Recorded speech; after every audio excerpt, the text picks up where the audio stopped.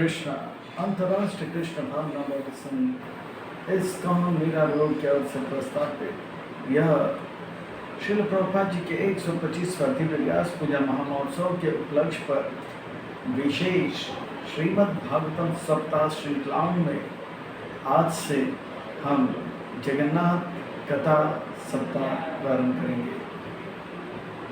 आज का दिन बड़ा पावन है, पवित्र है, मंगल है, शुभ है, दिव्य है, बड़ा आध्यात्मिकता से लबालब भरा हुआ है, भक्ति से रचा पचा हुआ है, बड़ा दिव्य है, क्योंकि आज आषाढ़ बीज है, अर्थात आज जगन्नाथ जी का रथ यात्रा महामहोत्सव है।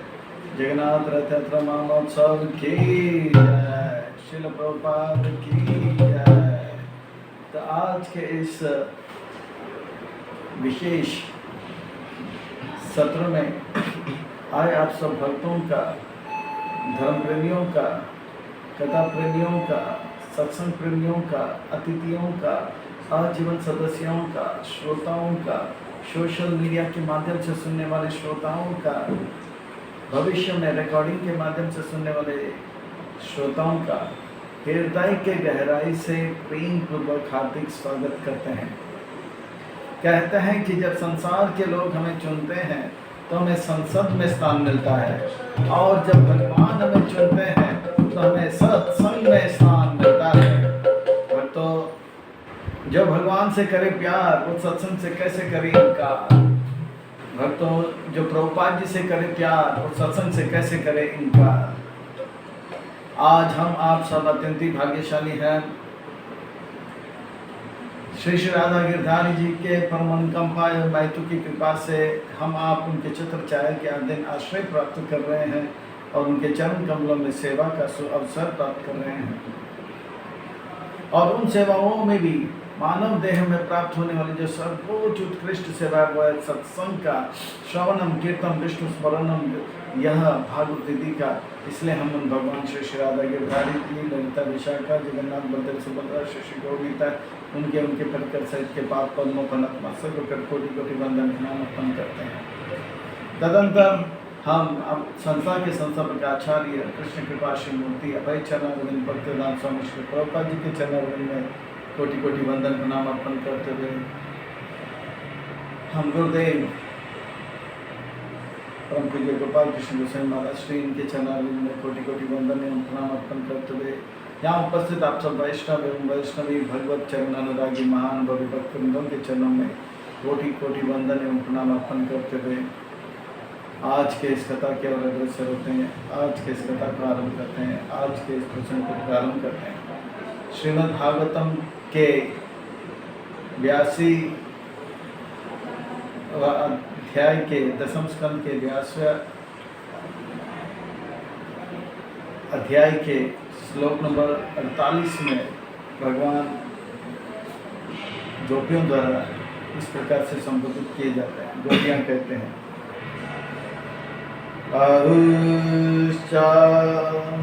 ते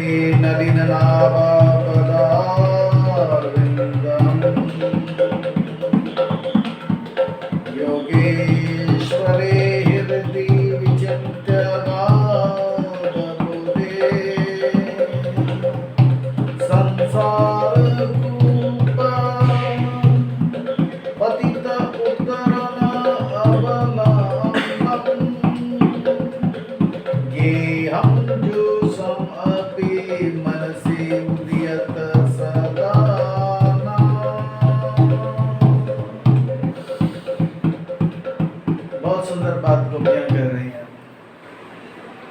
यह जो है कथा जो है श्रीमद् भागवतम का ये गोपियों द्वारा कहा जा रहा है। कहें कि जगन्नाथ जी यानी कि आप वृंदावन के नाथ हैं, ब्रजनाथ हैं, पर अभी आप गोपीनाथ राधानाथ से द्वारिकानाथ जगन्नाथ होंगे। चलो वापस आप बनो गोपीनाथ। या श्रीमद् भागवतम का वो सुंदर प्रसंग है जहाँ पर सुखदेव गोस्वामी महाराज जो कि संत शिरोमणि हैं, वे राज ऋषि परीक्षित महाराज जी को गंगा के तट पर यह सुंदर कथा श्रवण करा है। यह श्रीमद् भागवतम ये वैष्णव भक्तों का परम धन है। ये श्रीमद् भागवतम वैष्णव भक्तों का परम प्राण है।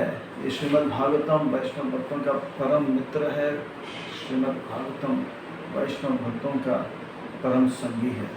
श्रीमद् भागवतम के एक एक अक्षर जो है ये प्रेम से भरा हुआ है। श्रीमद् भागवतम जो है इसके एक एक अक्षर में श्रीमती राधा रानी का वास है। ये श्रीमद् भागवतम अमल पुराण है। ये श्रीमद् भागवतम भगवान का वांगमय स्वरूप है। यह श्रीमद् भागवतम परमहंस संहिता है और ये परमहंस चक्र चूड़ामणि श्री सुखदेव गोस्वामी महाराज श्री उन भगवान वृंदावन चंद्र के दिव्य नाम रूप गुण लीलाओं को स्मरण करते करते गंगा के तट पर आम्रनांशन व्रत परायण परीक्षित महाराज जी को उन कथाओं को सुनाते सुनाते द्वारिका से आए हुए द्वारिकावासी और कुरुक्षेत्र से आए वृंदावन से आए कुरुक्षेत्र में जो ब्रजवासी गोपियों के बीच के यह सुंदर प्रसंग 100 साल के विरह के बाद जब गोपियाँ मिलती हैं तो कहते हैं कि नहीं कृष्ण आप वही कृष्ण हो और हम वही गोपी हैं, फिर भी आप जो है हमें उस प्रकार से भा नहीं रहे हो जिस प्रकार से वृंदावन में आप हमें भा रहे थे।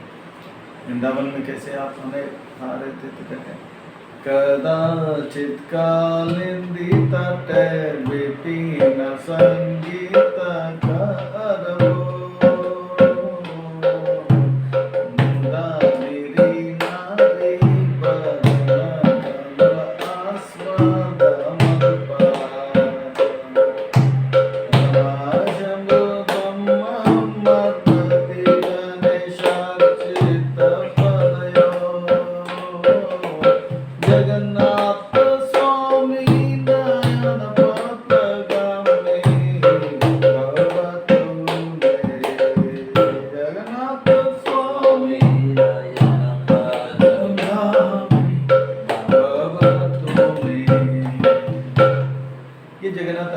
का पहला जो है पंक्ति है।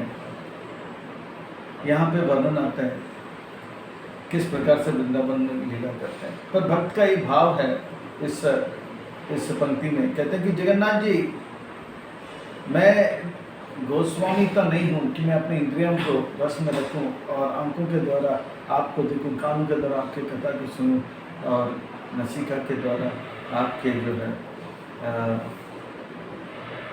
फूल तुलसी माला को सुनते रहो, आपके प्रसाद पाते रहो, आपके वर्णन करते रहो, आपके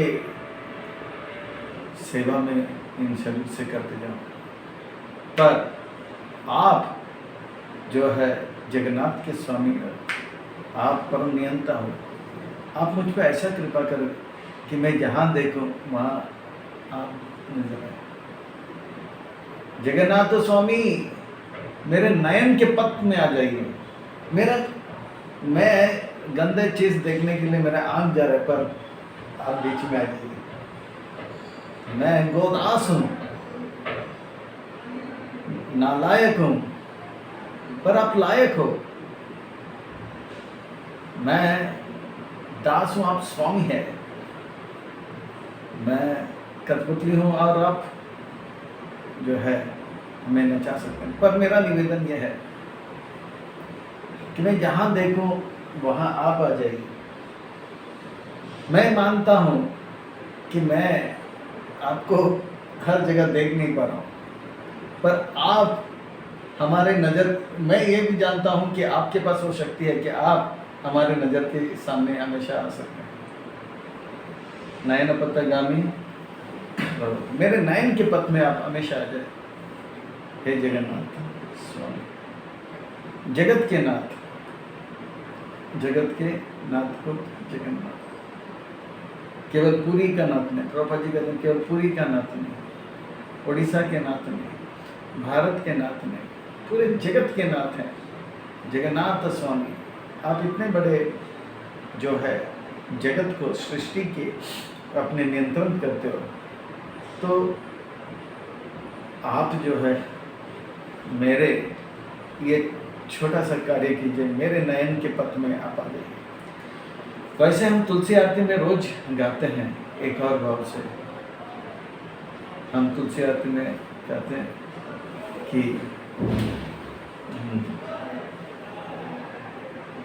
बोलते हैं कि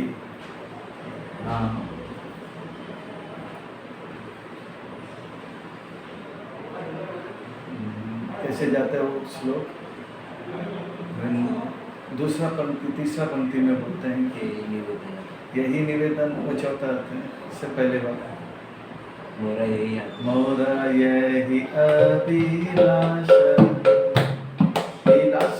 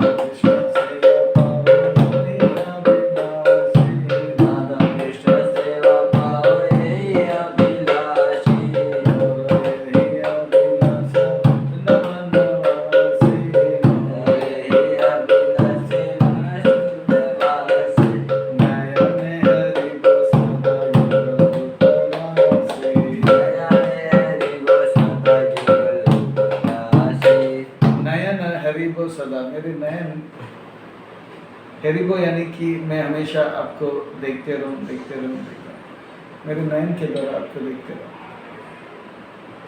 इसमें ये भाव है कि मैं आपको देखते रहूं, पर जगन्नाथ अष्टकम में ये भाव है कि मैं जहाँ देखूं वहाँ पे आप आ जाइए। मैं इतना बड़ा भक्त नहीं हूँ कि आपको सब जगह देखूं, पर आप उतने बड़े भगवान हो, सारे जगत के नाथ हो कि आप हमारे नज़र के सामने हमेशा हो सकते, ऐसा कृपा करो। तो कहते हैं कि कदाचित कालिंदी तटे विपिन संगीता करो। कदाचित कालिंदी तटे, कालिंदी यमुना का एक नाम है। कालिंदी के तट पे कृष्ण जो है गोपियों के साथ जो है कभी कभी सुंदर गीत गाते हैं। विपिन संगीत करो, बहुत ही सुंदर रूप से मधुर संगीत गाते हैं। कदाचित कालिंदी तटे विपिन संगीत करो, और इस प्रकार से वो गीत गाते हैं कि गोपियां जो है वो तरस के नाच नाच के कृष्ण की ओर आकर्षित हो जाते हैं। इतना सुंदर मधुर गीत गाते हैं। फिर गोपियों को देखकर कृष्ण का क्या हाल हो जाता है उसका वर्णन आता है। मुदा नारी कमल आदम अरुआ। जिस प्रकार से मधुमक्खी जो होता है वे कमल के जो फूल है उस फूल के तरफ आकर्षित हो जाता है और एकदम से प्रवेश हो जाता है, इसी प्रकार से कृष्ण जो है इन गोपियों का मुख को देखकर एकटक होकर उन पे दिखते रहते हैं। मुदा बीवी नारी बदन कमल आस्वादन मधुपा। वो कृष्ण जिनके चरण कमलों को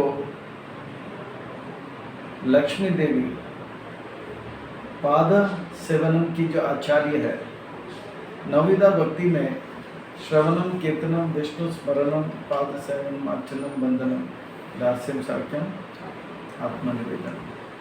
पाद सेवनम जो है चरण का जो सेवा है, यद्यपि लक्ष्मी को नारायण ने सेवा दिया है काम पे, छाती में रहने का एक स्थान दिया है। इसलिए नारायण का एक नाम भी है श्रीनिवास, और वही लक्ष्मी जो है अपने छाती को छोड़कर चरण का सेवा करती है, क्योंकि चरण के सेवा में जितना सुख है उतना सुख छाती में रहने का नहीं मिलता है। छाती में रहना यानी कि बहुत बड़ी बात है, पर बहुत सुख जो है चरण कमलों में है। इसीलिए पाद सेवनम की सेवा में लग जाती है। तो लक्ष्मी देवी भगवान के चरण कमलों का सेवा करती रहती है। वैसे भगवान के चरण कमलों को मुताबिक हम रमा शंभु शिव जी भी उसका ध्यान करते रहते हैं। रमा शंभु ब्रह्मा जी वो भी उनका सेवा करते हैं। विरंची, ब्रह्मा का एक नाम है विरंची। विरंची यानी कि जो सृष्टि करते हैं, और शिव जी जो हैं जो प्रलय करते हैं। विरंची यानी कि जो विरक्ति विकार लाता है। जैसे पृथ्वी जल अग्नि को भगवान बनाते हैं, पर पृथ्वी और जल अग्नि को लेकर वो विकार लाता है।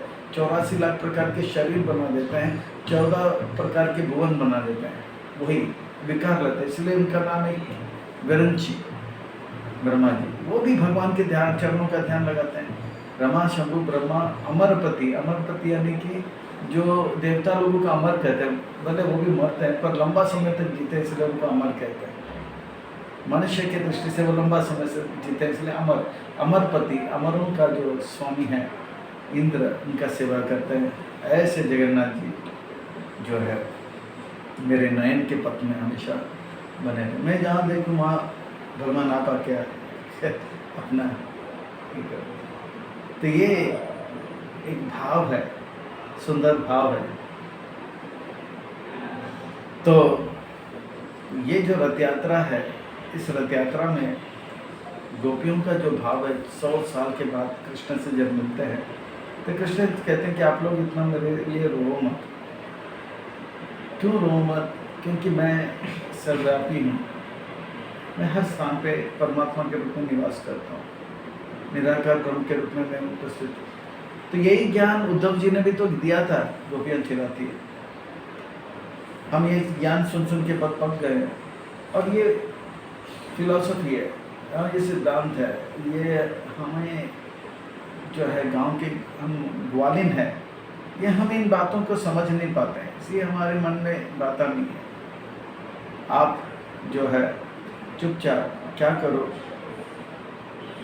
हमको इतने बड़े ज्ञान वगैरह मत दो, क्योंकि ये समझ में नहीं आता है। आप चुपचाप ये टोपी वगैरह उतारो, मोर पंख लगाओ, और हाथ में से सुदर्शन चक्र निकालो और बांसुरी लगाओ, और जो है हमारे साथ पीछे पीछे जो है कहाँ वृंदावन में। ये है वृंदावन का रथ यात्रा का सबसे गहरा भाव। गोपियाँ भगवान से यह करे कि आहुश्चाते नलिन नाम पदार विंदया। वो कहते हैं कि आपका जो नाभि है वो कमल जैसा है, और योगेश्वर बड़े बड़े योगी जन हृदय में आपको धारण करने का प्रयास करते हैं। और ये आपका जो चरण है, ये जो है हमें बड़े बड़े जो है अगाध बोधे, बड़े बड़े जो योगी जन हैं और बड़े बड़े जो दार्शनिक है, उनका चिंतन का विषय हो जाता है आपका चरण कमल। पर यही आपका चरण कमल जो है हमारे लिए एकमात्र आश्रय है, भक्तों के लिए एकमात्र आश्रय है, जो कि संसार के इस कूप से हमें बचा सकता है, निकाल सकता है। वो संसार जिसमें लोग परिवार के जीवन में लग जाते हैं, मैं मेरा परिवार बच्चे यही है, बेटा बड़ा हो गया शादी करो, बेटी बड़ी हो गई शादी करो, पोता आ गया उसका पालन पोषण करो, गेहम जुषम अभी मनसी उदित सदा नहा। इस प्रकार से आपका चरण कमलों का ध्यान जो है हम करते हैं। आहुस्ते तो विश्वनाथ चक्रवर्ती ठाकुर कहते हैं कि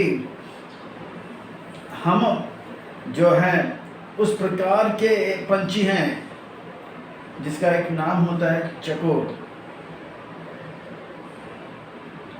और एक चकोर जो होता है चांद को ही देखते रहता है। तो चकोर किसको देखता रहता है? दुनिया में बहुत कुछ देखने के लिए है, पर वो रात को आंख खोलता है और चांद को ही देखता है। चंद्र का जो सुंदर सुंदर किरण आता है और उस चंद्र को ही वो देखते रहते हैं, इसको बोलते हैं चकोर। हम चकोर जैसे हैं और आपका चकोर जो है चंद्र का से आने वाला जो कांति है उसका दर्शन करते हैं। इसी प्रकार से हम जो है आपके सुंदर चेहरे के आने वाला जो तेज है उसी को देखते रहते हैं। ये जो है हमको सबसे ज़्यादा सुख प्रदान कराता है। हम जो है इस संसार के ताप से पीड़ित हो गए हैं और आप जो ज्ञान दिए हैं ना, वो ज्ञान कैसा है? कहते हैं कि वो इस प्रकार से है मानो कि सूर्य का जो तेज ताप है वो किस प्रकार से व्यक्ति को बहुत पीड़ा देता है, उस प्रकार से आपने जो ज्ञान दिया निराकार विशेष, आप परमात्मा सर्वव्यापी, ये हमको बहुत पीड़ा दे रहा है। इससे हम बहुत पक गए हैं। हम तो ग्वालिन हैं, ये बड़े बड़े बातें हमें समझ में नहीं आते, पर हम चकोर जैसे हैं। आपके सुंदर मुख से हम आकर्षित हो गए। अब जो है वो जो कृष्ण वृंदावन में थे उसी प्रकार के कृष्ण हमें वापस चाहिए। अभी आप द्वारिका वापस नहीं जाओगे। आपको हम देख रहे हैं और हमारे आंखों रूपी कैमरा के लेंस से हम जो है आपका ये फोटो हृदय में रखेंगे और हृदय के भाव से आपको खींचकर कहाँ लेकर जाएंगे? कुरुक्षेत्र से वृंदावन। आप वापस चले आ जाओ वृंदावन। आप वापस आओगे तो हमारा प्राण वापस आएगा। आप हमारे क्या हो? प्राणनाथ हो। आप हमारा प्राण हो। वृंदावन में हम इसीलिए रुके हैं कि आप वापस आओगे। अब आप मिले हैं, आप वापस नहीं जाओगे वापस। तो ये जो भाव है, भाव के रस्सी से गोपियाँ जो है कृष्ण को कहाँ खींच रही है? वृंदावन। यही भाव होना चाहिए हम भक्तों का भी कि मेरा मन जो है वृंदावन है और ये वृंदावन रूपी मन में आपको हम खींच के प्रेम रूपी रस्सी से, भाव रूपी रस्सी से खींच के हृदय आंखों के द्वारा देखेंगे और भाव रूपी रस्सी से खींचेंगे। आंखों के द्वारा देख देख के आपका पिक्चर निकालेंगे और पिक्चर को हम हृदय के गहराई में जो है स्टोर करके रखेंगे और आपको प्रेम की रस्सी से खींचकर मोरा मन वृंदावन में लाएंगे। यही भाव जो है गोपियों का है। और जगन्नाथ जी जो है, जगन्नाथ जी बने हैं, इसके पीछे 3 कथाएं बहुत प्रचलित है। उसमें से 2 कथा देखेंगे, फिर तीसरा कथा कल देखेंगे। एक बार नारद मुनि वैकुंठ जाते हैं। वो जाते हैं गर्भदक्ष विष्णु के पास और गर्भदक्ष सागर में लक्ष्मी देवी जो है विष्णु के चरण कमलों का सेवा करती है, क्योंकि वो किसके आचार्य हैं? पाद सेवन अर्चनम वंदनम। तो उनके चरण कमलों का सेवा करते करते रहते नारद मुनि आते, तो नारद मुनि का स्वागत होता है और नारद मुनि बहुत सेवा करते हैं। वहाँ पे लक्ष्मी देवी को बहुत मदद करती है। तो लक्ष्मी देवी बोलते कि आप हर बार आते हो, बहुत सेवा करते हो, आज तो बहुत सेवा किया, मैं बहुत प्रसन्न हूँ, बहुत प्रसन्न हूँ। आप जो चाहिए वो मांगिए। फिर नारद मुनि ने देखा, कहा कि भगवान की कृपा से मेरे पास सब कुछ है, अगर कुछ नहीं है तो मुझे केवल ये दीजिए। जो बात नारद मुनि ने कहा उससे लक्ष्मी देवी बेहोश हो गई। फिर वापस लक्ष्मी देवी होश में आ गई। फिर नारद मुनि ऐसा किया तो फिर से बात याद आ गई, तो फिर से वो बेहोश हो गई। फिर वापस होश में आया तो नारद मुनि माँ वो फिर से बेहोश हो गई। तो बोला, आपने जो मांगा है आज तक भगवान ने किसी को दिया नहीं, और ये कैसे आपको मैं दे पाऊंगी, इसीलिए फिर से वो बेहोश हो गई। फिर बोला, माँ तो फिर लक्ष्मी देवी कहा कि और कुछ मांगो। बोला, वैसे तो सब कुछ है मेरे पास, नारायण नारायण। तो चले गए। पर लक्ष्मी देवी इसी बात के चिंतन में रहते रहते रहते सेवा करते करते बड़े दुखी लग गई। तब भगवान ने देखा, बोला, देवी उस प्रकार का प्रसन्नता वैकुंठ में होते हुए भी आप इतना कुंठ का अनुभव क्यों कर रहे, दुख का अनुभव क्यों कर रहे? तब वो कहते कि अरे बात यह है स्वामी कि नारद मुनि आपका एक श्रेष्ठ भक्त है, वो तो मैं जानता हूँ, हमेशा मेरा नाम उच्चारण करके भ्रमण करता रहता है, नारायण नारायण करता है, बहुत सारे बद्ध जीवों को उद्धार करता है। हाँ, वैकुंठ में बार बार आते, सेवा खूब करके जाता है, हाँ ये भी पता है मुझे।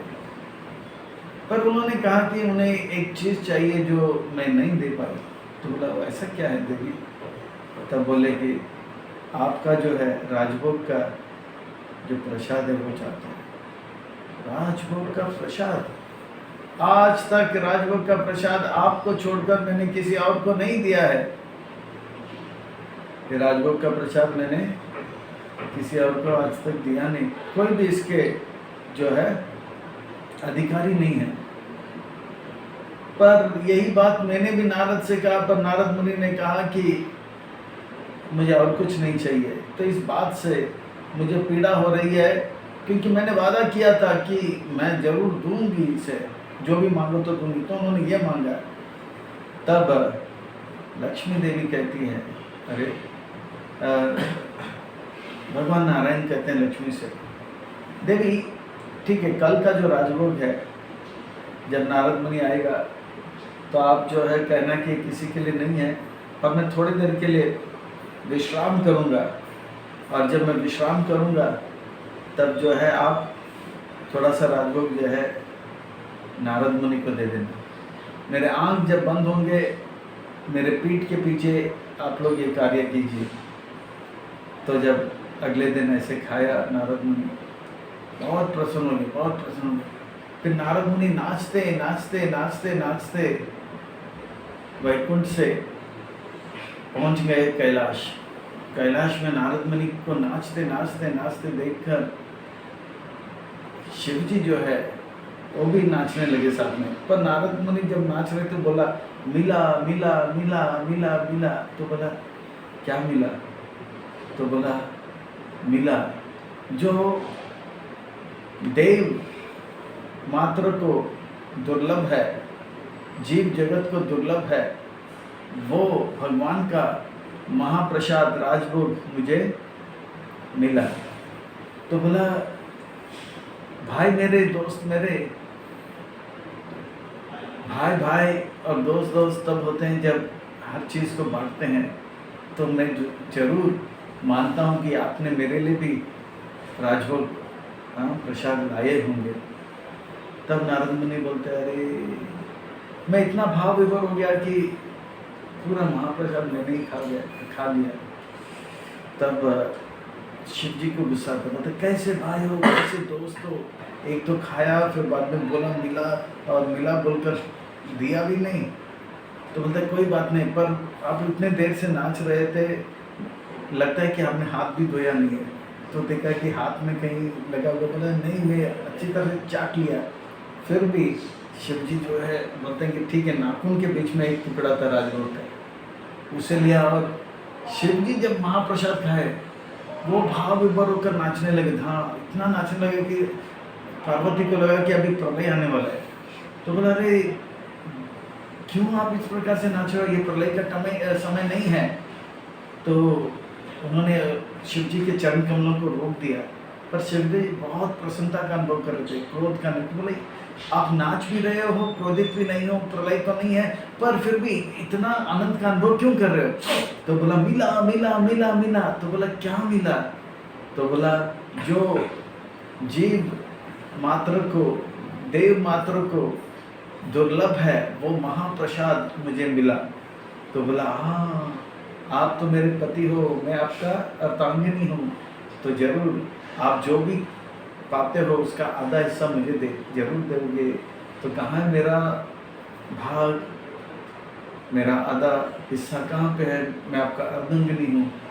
तो शिव जी बोलते हैं, ये तो मेरा भाई, उसके उंगली से मैं थोड़ा सा निकाला था और वो इतने जल्दबाजी में मैंने इसे पाया कि उसे आधा करना भूल गया। तो पार्वती को बहुत गुस्सा है, क्या आप लोग ने मुझे महाप्रसाद नहीं दिया। वो विष्णु का प्रसाद आप खाए और मुझे नहीं दिया, और कहते कि महाप्रसाद मुझे नहीं मिलेगा। तो लक्ष्मी देवी को बहुत गुस्सा आता है, और लक्ष्मी देवी जो है पृथ्वी में आती है, बोलते कि मैं तपस्या करूंगी। और इतने गुस्से में आ जाते कि मुझे महाप्रसाद नहीं दिया, पहले कि मैं इतना तपस्या करूंगी कि भगवान जब आएंगे तो मैं देखूंगी उनको। तो वो गुस्से में तपस्या करती है, और तपस्या करते करते भगवान जब प्रकट हो जाते हैं तो भगवान को देख के प्रणाम करते हैं और बोलते हैं कि भगवान बोलते हैं वरदान मांगो। तो बोलते हैं, आपने महाप्रसाद नारद मुनि को दिया, मेरे पति शिव जी को दिया, महाप्रसाद मुझे नहीं दिया। तो बोला, ये तो किसी के लिए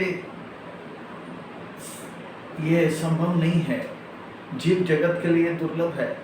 तो उनका और गुस्सा आता है, मुझे जीव जगत का साधारण जीव मान रहे हो। तो बोलता है, वो गुस्से में बोलते हैं, अगर आप मुझे कोई वर देना चाहते तो मुझे ये वर देना, हाँ, कि आपका जो महाप्रसाद है वो केवल मुझे ही नहीं, यहाँ तक कि कुत्ते को भी ये महाप्रसाद मिल जाए, ऐसा मुझे वरदान दो। तब भगवान देखते रह जाते हैं, ये कैसा इन्होंने वर मांगा। तो फिर भी भगवान मुस्कुराने लग जाते हैं और बोलते हैं, ठीक है देवी, ये संभव होगा, ये मेरा ही योजना है, अब नहीं, कलयुग जब आएगा तब मैं जगन्नाथपुरी में आऊँगा, और जगन्नाथपुरी में मैं जो प्रसाद पाऊँगा उसका पहला हिस्सा आपको जाएगा। तो जगन्नाथपुरी में जगन्नाथ जी के ठीक पीछे पार्वती का एक छोटा सा मंदिर है, विमला देवी बोलते हैं, हाँ, विमला देवी। तो ये प्रसाद जो है तुरंत पहला उनको जाता है, और वो प्रसाद लेकर, पहला प्रसाद भगवान का विमला देवी को जाता है, वो खाते हैं। फिर उसके बाद इसको पंडा जो है आनंद बाजार में लेके जाते हैं, सब लोग खाते हैं, सब लोग खा के जाते थे, कुत्ते भी आके खा के थोड़ा बहुत मिलते हैं उनको, वो भी खा लेते हैं। तो यह है भगवान का योजना। और पार्वती को सबसे पहले बताते हैं कि कलयुग में मैं आऊँगा, पर किस रूप में आऊँगा, जगन्नाथ जी के रूप में आऊँगा, और खूब खाऊँगा, और वो प्रसाद पहला आपको दूंगा, फिर उसके बाद कुत्ते भी खाएंगे। तो ये जो है थोड़ा सा भगवान भविष्यवाणी करते हैं कि मैं आऊँगा जगन्नाथ जी। तो कलयुग आ गया और भगवान जगन्नाथ जी के रूप में प्रकट हुए। इसी जगन्नाथ जी के रूप के बारे में एक और कथा बहुत प्रचलित है। और दूसरी बात यह है कि हम सबको जो कि भगवान का प्रसाद प्राप्त हो रहा है, ये समझ लेना चाहिए कि ये कोई साधारण घटना चीज़ नहीं है कि हमें प्रसाद मिला।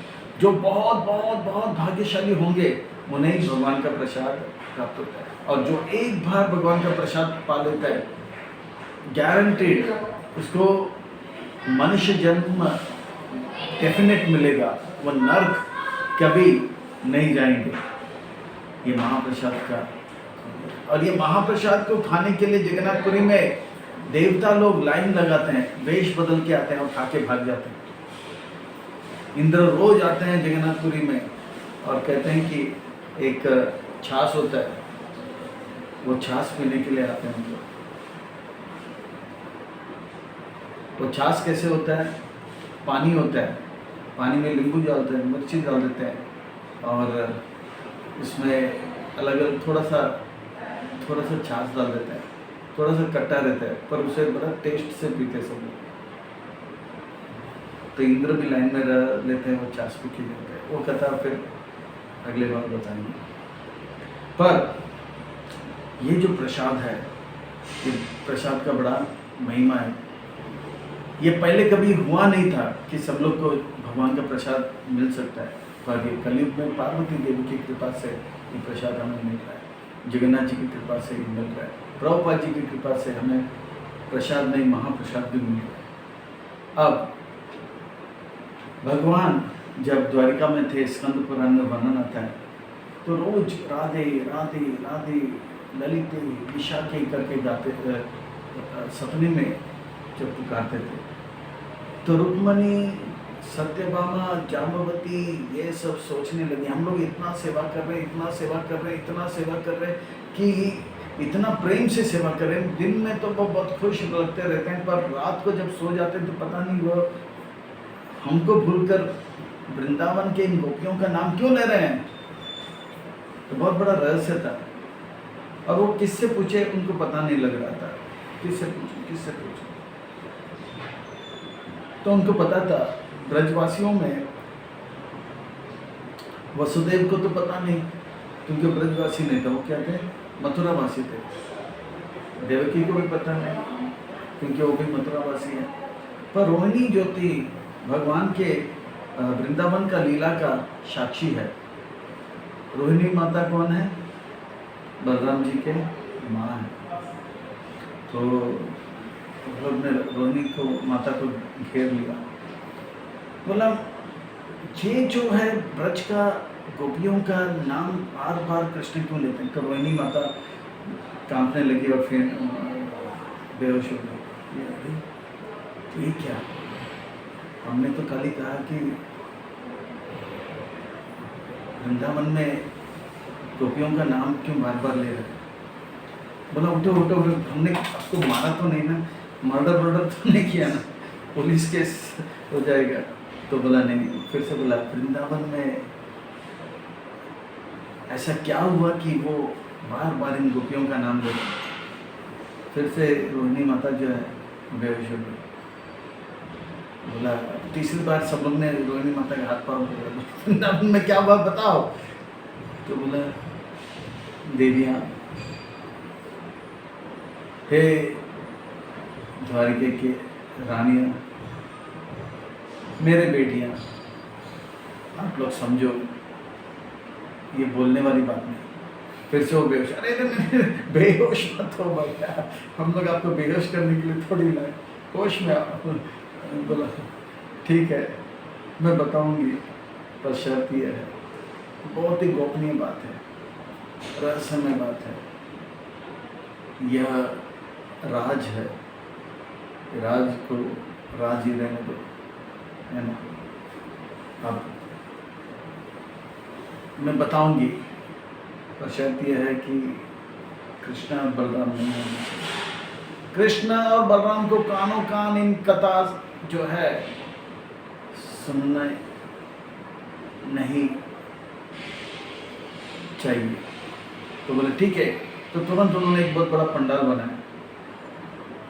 पंडाल का सारा एयर कंडीशन वगैरह लगा दिया, लाइट्स वाइट्स लगा दिया, सब लोग बैठ गए, जय राधा माधव हो गया।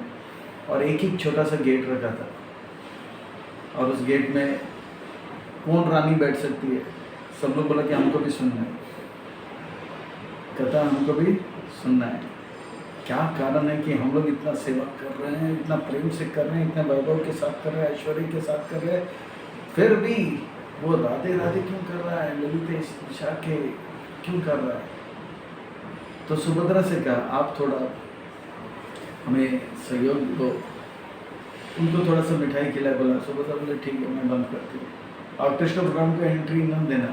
पर भगवान के बचपन का लीला जब सुनते सुनते गया तो सुभद्रा के आंखें बहुत बड़े हो गए और कान छोटे हो गए। जब हम कुछ ध्यान से सुनते हैं तो कान है ना एकदम छोटा हो जाता है, तो बहुत ध्यान से सुनने लगी तो एकदम छोटे हो गए, कान दिख भी नहीं रहता, और आँख आश्चर्यचकित बातें हम जब सुनते हैं तो आँख बड़े हो जाते हैं, अच्छा ऐसा, और मुंह भी थोड़ा सा बड़ा हो जाता है, और इतने खुश हो जाते थे मुस्कुराते हैं। तो ऐसा सुभद्रा का।